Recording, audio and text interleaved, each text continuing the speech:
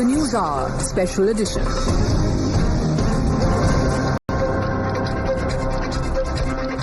Hello, good evening, namaskar. You're watching Newshour Edition. I'm Shreya Upadhyaya. Ladies and gentlemen, let's talk about the ongoing war of words that's been happening between US President Donald Trump and India. Remember, US President Donald Trump is using all of his might to browbeat India into sidelining its own interests in the ongoing trade negotiations. He's called India by names, imposed a 50% tariff on the country, and is even threatening to make us pay more. But except for Rahul Gandhi and his party, remember, which are amplifying Trump's false bravado, the entire country stands united against Donald Trump's threats. For the second time this week, Prime Minister Narendra Modi has countered the American president without naming him.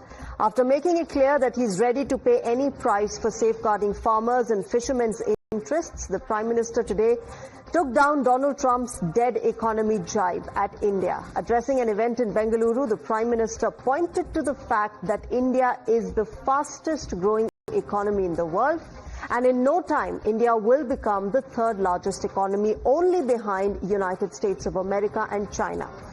Remember, it was not just a response to Trump's attacks, but also a reminder to Rahul Gandhi, who has supported Donald Trump's dead economy claims. आज भारत दुनिया की fastest growing major economy है। पिछले 11 years में हमारी economy 10वें number से top 5 में पहुंच गई। हम बहुत तेजी से टॉप 3 इकोनॉमी बनने की ओर आगे बढ़ रहे हैं। ये स्पीड हमें कैसे मिली है? ये स्पीड हमें रिफॉर्म, परफॉर्म, ट्रांसफॉर्म की स्पिरिट से मिली है। ये स्पीड हमें साफ नियत और ईमानदार प्रयासों से मिली है। विकसित भारत, न्यू इंडिया की ये यात्रा डिजिटल इंडिया के साथ कदम से कदम मिलाकर पूरी होगी। आज हम देख रहे हैं इंडिया एआई मिशन जैसी योजनाओं से भारत ग्लोबल एआई लीडरशिप की दिशा में आगे बढ़ रहा है। सेमीकंडक्टर मिशन भी अब स्पीड पकड़ रहा है। भारत को जल्द he made in India chip मिलने जा रही है। Well, it was not just the Prime Minister. Defense Minister Rajnath Singh also tore into Donald Trump over his tariff tantrums. Speaking at an event in Madhya Pradesh's Bhopal, the Defense Minister said that some people are not happy with the pace at which India is growing. In fact, he also took a jibe at the US President, referring to him as someone who is acting like sabke boss and trying to make Indian products expensive. कुछ लोग हैं जो भारत के का विकास जितनी तेजी के साथ हो रहा है उन्हें रास नहीं आ रहा है। सबके बास तो हम हैं। भारत कैसे इतनी तेजी के साथ बढ़ रहा है? और बहुतों के द्वारा यह कोशिश की जा रही है कुछ ऐसा किया जाए ताकि भारत में भारतवासियों के हाथों से जो चीजें तैयार होती हैं वह दुनिया के देशों में जाएं तो उन देशों में बनने वाली चीजों से वह महंगी हो जाएं, ताकि भारत की धरती पर भारतवासियों के हाथों से बनी हुई चीजें जब महंगी हो जाएंगी तो दुनिया के दोस्त को लोग उसे नहीं खरीदेंगे। यह कोशिश की जा रही है। लेकिन बहनों भाइयों, भारत जितनी तेजी के साथ आगे बढ़ रहा है, मैं पूरे विश्वास के साथ कहता हूं कि भारत को अब दुनिया की कोई ताकत विश्व की एक बड़ी शक्ति बनने से रोक नहीं सकती है। All right, let me welcome my guests on the show. Shehzad Poonawalla, BJP's national spokesperson, is joining us. PK Basu, independent economist. Akash Deep Muni, political analyst, as well as Professor Monojit Mondal, political analyst, is joining us. Good evening and namaskar to all of you gentlemen. Akash Deep Muni, let me begin with you and understand why the opposition continues to believe American President Donald Trump instead of the country's own government on, the economy, on perhaps any claim that Donald Trump is making. He's a bizarre man. He's quite unpredictable. But the opposition in India continues to choose to believe him. See, because of the numbers, because of the facts and table, and the facts are staring harsh. You just imagine on this US tariff, economic impact of this US tariff, as per the Honorable Prime Minister, will not be on agriculture and fisheries. That is why he did not bow down to US. But the facts suggest the alternative. Economic impact of US tariff is also on Indian agriculture exports, including fisheries. India's seafood exports, particularly frozen shrimp, are a significant economic contributor valued at $2.48 billion to the US in 2024, with 32% 5 growth in the first half of the 2025.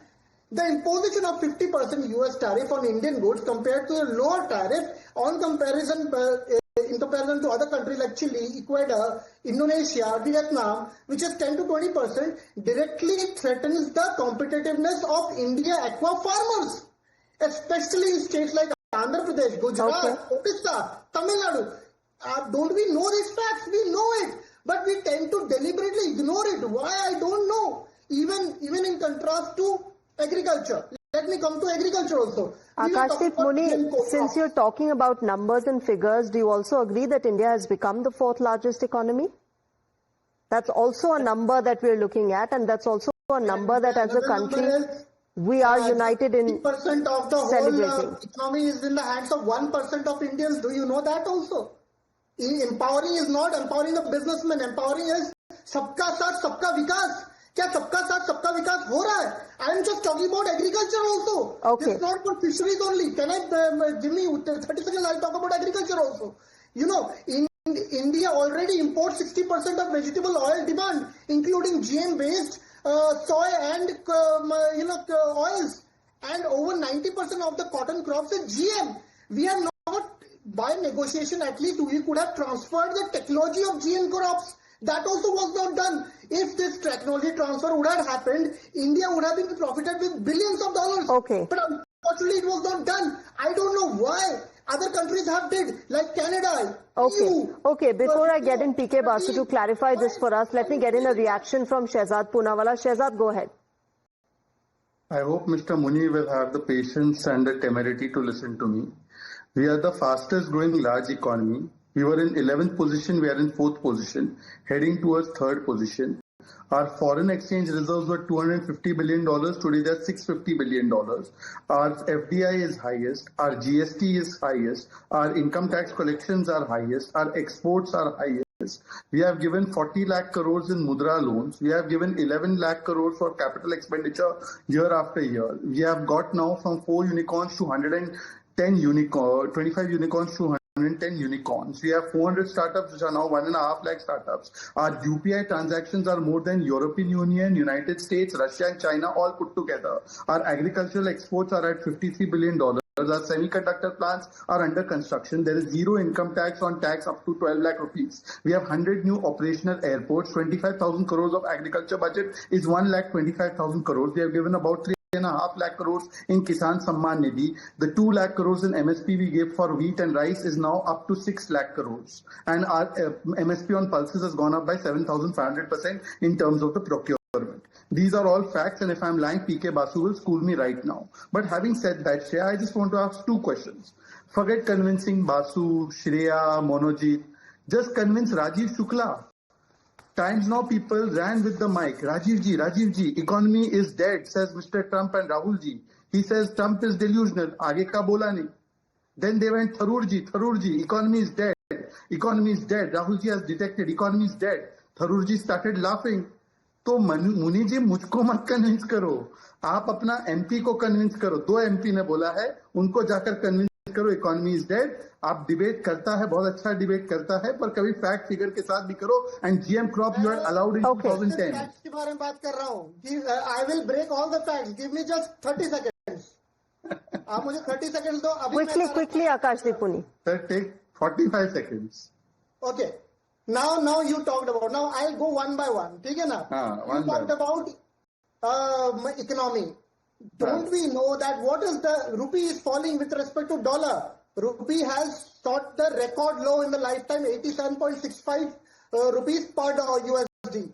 Forex reserves you are talking about forex reserve, sir, had declined $688.87 billion as of 1st August 2025. What was it in 2014? What was it in 2014? 2014 का आंकड़ा बता दो. नहीं मैं 2014 यार ये क्या comparison है मुझे समझ में नहीं आता. हम कैसे डिबेट कर रहे हैं. मैं ये बोल रहा हूँ कि ना कि in the last 6 months has the forex reserve declined or not declined? It has declined. So acknowledge the facts. Why are you going to 2014? Let me give you one fact. I'm talking about Akash Deep Muni, you made your point. Just one fact. Stock market down for just the one 6th fact. consecutive week. Just one fact. Just one fact. Okay, Shehzad, I'll come to you. Let me get in PK Basu and Professor Mondal also into this. PK Basu, you've heard both sides. You have been, I'm sure, hearing a lot of reasoning and arguments that are being given, whether Trump is right, whether Indian economy is dead, whether, how much of that effect will tariffs have on all of us. All of this taken into consideration, what is your assessment? Well, the idea that the Indian economy is dead is ludicrous. First of all, India has been the fastest growing economy in the world for 8 of the last 11 years. And those are the first 8 years in the last 78 years that India has been the fastest growing economy in the world. So it is basically under this government that India has achieved this remarkable status of being the fastest growing economy in the world. And that has resulted in the economy becoming the 4th largest in the world. All true. The current account was in surplus in the latest quarter. The current account deficit over the last 11 years has averaged about 1% of GDP. That is substantially improved from, fiscal year 2013, when it was nearly 5% of GDP deficit. So, and inflation has averaged slightly less than 5% of the last 11 years. It was averaging more than 10% in the last 5 years of UPA. So all that is substantial, dramatic improvement, and it's a fact that foreign exchange reserves are nearly triple what they were when this government came into power. So all that is true, but also I think it is important to understand that India is actually very competitive in exports of agricultural products. We are a big net exporter of agriculture. Our dairy products are extremely competitive. I've lived all around the world, and the cost of buying milk and milk products in Delhi is way lower than it is in London, New York, wherever else in the world. Singapore, everywhere that I've lived, the cost of buying dairy products is double what it is in India. So I think we are highly competitive, but the political decision has been made, I think, by the entire political class that we must protect agriculture and dairy and not expose it to international trade too much more. It is a fact that India is the largest exporter of rice in the world. If we choose, we can be the largest exporter of wheat in the world. So we are very competitive, but we are choosing not to be. Now, I think it's also worth reminding Donald Trump that the largest market for Facebook in the world is India. So if this is a dead economy, I wonder what he considers a live economy. The second largest market for Google in the world is India. The only market, it is the largest market outside the United States, and it's very close to the United States in terms of the amount of revenue that Google generates. So, India is a vitally important trading partner for the US. And it's Mr. Basu, even if he doesn't look at tech giants, even if he looks closer home, his own Trump organization's largest market is India. His Trump reality is spread across metropolitans across India. So if it's a dead economy, clearly he should be taking all of that out of this country, and he hasn't.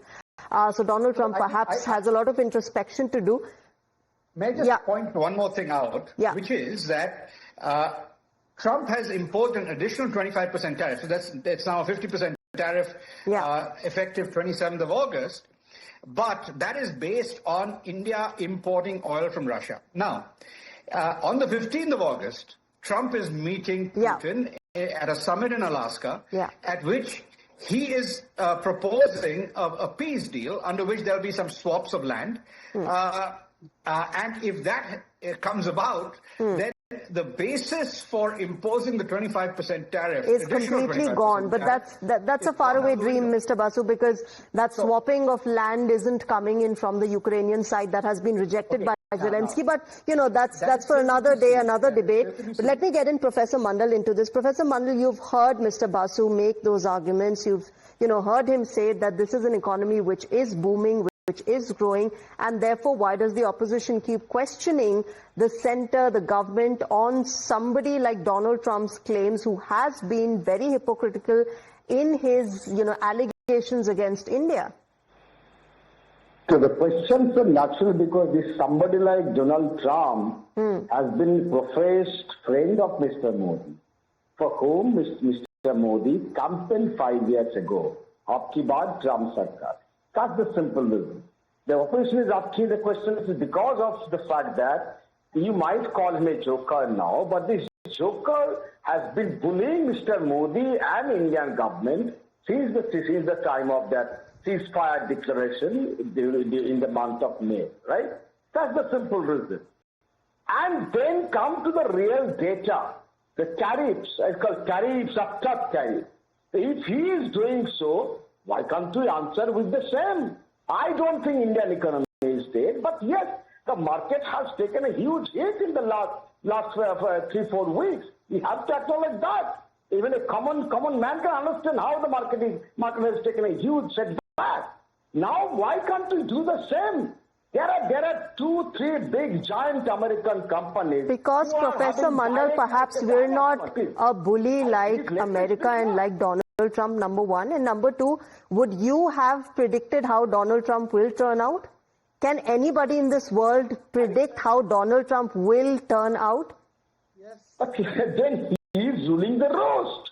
I mean, what are you talking about now? The Russian president is meeting him. Indian president will also meet him after 6-7 months, India Prime Minister. So to come to the real data, if Trump is doing tariffs to India, why can't you do the same? There are 3-4 giant American companies like Google, Walmart, Amazon, who are doing business exponentially, and they're going quite in a fast way for the last 6-7 years. Okay. In case of Google, it has jumped into. Okay, Shehzad, come in. Shehzad wants to respond to you, Professor Mandal.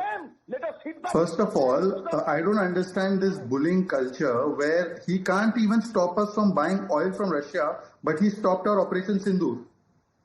Really? I mean, the armed forces has come out and told you that we've whacked the daylights out of Pakistan. By the way, when Trump said 5 jets were down, Mr. Muni was clapping all night long. Arey, 5 jets gir gaya. Now it has come out that it was the 5 Pakistani jets. So Akash Muni and his ecosystem has not put one tweet in favor of Indian armed forces. In fact, now they are saying Indian armed forces is doing politics because the vote story is the real issue and therefore Sindoor should not be discussed. So this is their reality. Now coming to 2 or 3 very critical points. Mr. Muni, please scratch your head and tell me, defense exports kitna tha is desh mein 2014 mein? And today it is a record 23,000 crores. You said haves and have-nots ka entire difference has increased. Per capita in this country, by the way, has doubled. But having said that, please quote to Shreya and to Basu, what was the Gini coefficient in 2014 and what is the Gini coefficient in 2025? I hope you know what Gini coefficient is. You educate the viewers also what Gini coefficient is. By the way, we have the lowest NPAs. By the way, our public sector banks are now recording 1 lakh crore in profit, which never happened before. By the way, SBI and LIC, which were in losses in quarter after quarter, are recording highest profits, which Rahul Gandhi had predicted were in the shambles. So, Mr. Muni, can you please tell me, why do you believe in everything Videshi rather than believing in your DGMO, your military leaders, your MEA, your PM and even Tharoor? Okay, Professor Mandal wants to respond to you, Shehzad. Go ahead, Professor Mandal. You can't see the palpable reality. At least 4-5 banks were looted by 3 of your friends. That is the reality of last 10 years of your economy. 4-5 banks. You think about all those, what was happening. Who gave Vijay Mallya loan, sir? Vijay Mallya ko loan kisne diya? Now, hang on. Yes, bank was sinking, in 2016-17. You had notebandi, and nothing could be gained out of that. That's just status of economy. And don't take Okay. this hard economy. Okay, let Akash Deep Muni make his point. Akash Gini Deep, go ahead. coefficient. Akash ji, Shreya ji, Gini coefficient. Shreya ji, Go ahead. या आपने मुझे बोला कि ना कि भाई मनमोहन सिंह के time में क्या था और मोदी जी के टाइम में क्या था एक्सपोर्ट्स. चलो कंपैरिजन करते हैं. Defense चलो ये export. भी कंपैरिजन. एक सेकंड सर. चलो ये भी कंपैरिजन करते हैं कि वाजपेयी जी के टाइम में कितना था और मनमोहन सिंह जी के टाइम में कितना था. वाजपेयी जी जब प्रधानमंत्री थे तब एक्सपोर्ट था 33.22 USD. मनमोहन सिंह जब प्रधानमंत्री थे 3 टाइम्स बढ़ गया 83.54 USD. क्या आप बोले कि वाजपेयी जी का टाइम सबसे वर्स्ट टाइम था इंडिया के लिए? बोल दीजिए नेशनल टेलीविजन पे, बोलिए ना. अरे आर्गुमेंट ऐसा नहीं होता सर. Argument fact Okay. होता है. और आज Akash Deep Muni, Mr. P.K. Basu will respond to you. I have to wrap this up. Let Mr. Basu respond. let me Okay, I think it's worth just pointing out that when Vajpayee was Prime Minister, for the last 3 years, India had current account surpluses. By the end of Manmohan Singh's time as Prime Minister, the current account went from that surplus for 3 years under Vajpayee to a deficit of 4.8% of GDP in FY 2013. So let's not try to compare. If you want to really compare, inflation came down to an all-time low under Vajpayee, and therefore interest rates came down. If you want a golden period, Vajpayee actually delivered the macroeconomic stability that an economy needs in order to grow fast. So, if you, I mean, we are not here to compare history, but just one other point I'd like to make, which is that the Gini coefficient, which measures inequality, India's inequality of income today, according to World Bank data, which is comparable across countries and across time, the latest Gini coefficient is lower now than at any time since 1987. That is, India is more equal in terms of income distribution now than at any time since 1987. So, Mr. Basu, before I wrap this up, just, one of the counter-arguments to what you're saying is given by economists like yourself, Mr. Basu, and they say that, Indian economy is right now booming is because, Western economies have stagnated, their workforce is aging, and therefore, by default, this part of the world is booming. What would you say to them then? Well, India is booming because of good macroeconomic management. I think the important thing is when you have a current account deficit, 1% of GDP, inflation now at 2.1%, then you basically have the wherewithal to grow rapidly based on domestic demand. So essentially, even with these tariffs, India is still going to grow real GDP this year. I'm saying on camera, real GDP this year will grow 8%. Despite these tariffs. And the point is, we'll find out, of course, at the end of the year, but this is going to continue to be the fastest growing economy despite those tariffs. But I would say that if we agree a deal with the United States, we can grow even faster and we can see massive increases in employment because labor-intensive manufacturing could benefit massively if we get a good trade agreement with the United States. Okay, all right. We'll have to see that. Akash Deep, I'm afraid I don't have much time right now. We'll have to see how the trade agreement comes between India and United States of America. I'll have to thank all of you. Thanks very much, Shehzad and Akash Deep. Of course, I'll meet you on the other side of the break when we debate as far as, the opposition is concerned on what they have said on the Army Chief as well as the Air Force Chief's remarks. But thank you very much to Professor Mandal as well as Mr. Basu for joining us and sharing your thoughts.